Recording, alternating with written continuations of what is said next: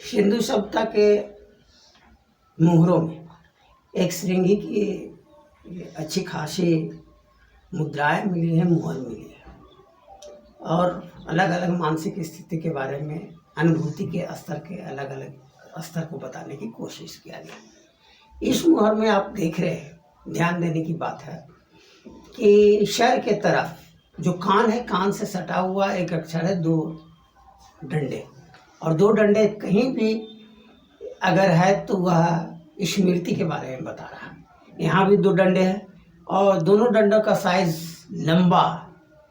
दो तरह के आपको डंडे नजर आएंगे, छोटे डंडे और बड़े डंडे। तो बड़े डंडे वाले अगर समांतर दो अक्षर है तो स्मृति के बारे में बता रहा है, लेकिन व्यक्ति स्मृति के बारे में बता रहा है, मैंने प्रकृति के बारे में बता रहा है। और कान प्रकृति का प्रतीक है और कान के पास ही अक्षर के बारे में बताया जा रहा है कि व्यक्त विषय के बारे में बताया जा रहा है। व्यक्त विषय के चिंतन को आपको ग्रहण करना है, अनुभूति ग्रहण करना है। और दूसरे तरफ ठीक पूंछ के तरफ एक आकृति बनी है, उसके बारे में भी जान लें। एक डंडे की के आधार बनाते हुए त्रिकोण की आकृति ऊपर बनाया हुआ।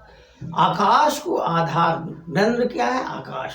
आकाश को आधार बना करके ये मनोवृत्ति को डेवलप करना है। वो तीन जो त्रिकोण जो बना हुआ तीन डंडा है, वह मनोवृत्ति को बता रहा है, स्मृति, मन और बुद्धि को। तो उसका आधार क्या होना चाहिए? आकाश। आकाश के आधार बना करके ही स्मृति, मन और बुद्धि को डेवलप करना है। और दूसरी तरफ आपको प्रकृति की भी स्मृति बनाए रखनी है। प्रकृति क्या चाहता है, उसकी क्या जरूरत है, प्राकृतिक डिमांड के बारे में बताता है। कान क्या है? प्राकृतिक डिमांड के बारे में बताता है। ये अच्छी तरह जान लेने की जरूरत है।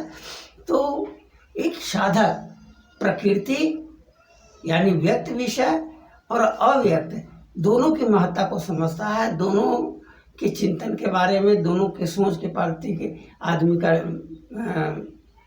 विकास करना चाहिए, मानसिक स्थिति। और इन दोनों अक्षरों में तीन मछली जैसी आकृति बनी हुई है, स्मृति, मन और बुद्धि का प्रतीक है।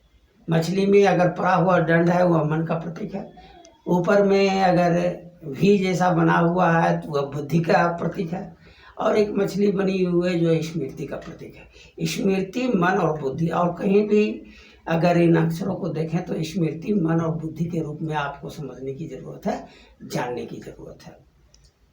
तो यह सर्वोच्च स्थिति के बारे में बता रहा है। एक श्रृंगी का जो ये आकृति है, जो मुहर है, ये जो चित्र है, तो कभी भी मुहरों का अगर अध्ययन करें तो पहले मुंह की तरफ एक मोटा मोटी आकलन कर ले। अक्षर कौन सा बना हुआ है, किस अंग के सामने बना हुआ है, सींग के तरफ से बना हुआ है या कान के तरफ से बना हुआ है, और दूसरा पूंछ के तरफ, माने शुभारंभ और अंत, ये दोनों प्रतीक अक्षरों का अध्ययन करने की जरूरत है, जिसके बारे में आधा आधी आपको कम से कम जानकारी मिल जाएगी कि जो निर्माता हैं मोहरों के, वो क्या बताना चाह रहे हैं, किस विषय के बारे में बता रहे हैं।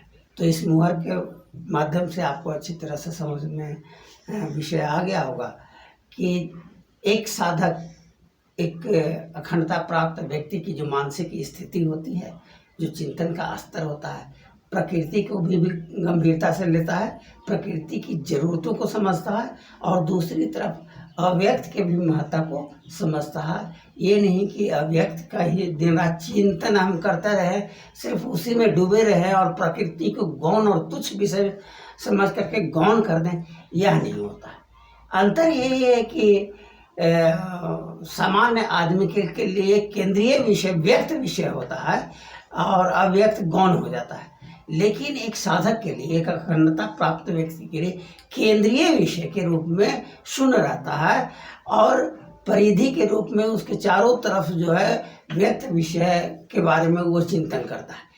और व्यक्त विषय क्या है? विविधता। हम विविधता का अध्ययन करते रहें, जानते रहें, लेकिन मन की ये स्थिति बनी रहे कि आकाश का वह चिंतन करता रहे, इस विषय को हमेशा दिमाग में बैठाए रखने की ज़रूरत है, जानने की ज़रूरत है। और यही साधना का सर्वोच्च लक्ष्य होता है कि हम व्यक्त विषय के बारे में अनुभूति ज़्यादा रखें और अव्यक्त विषय के बारे में भी अनुभूति ज़्यादा रखें। यही एक साधक की पूर्णता है, अखंडता प्राप्त व्यक्ति का लक्ष्य भी है।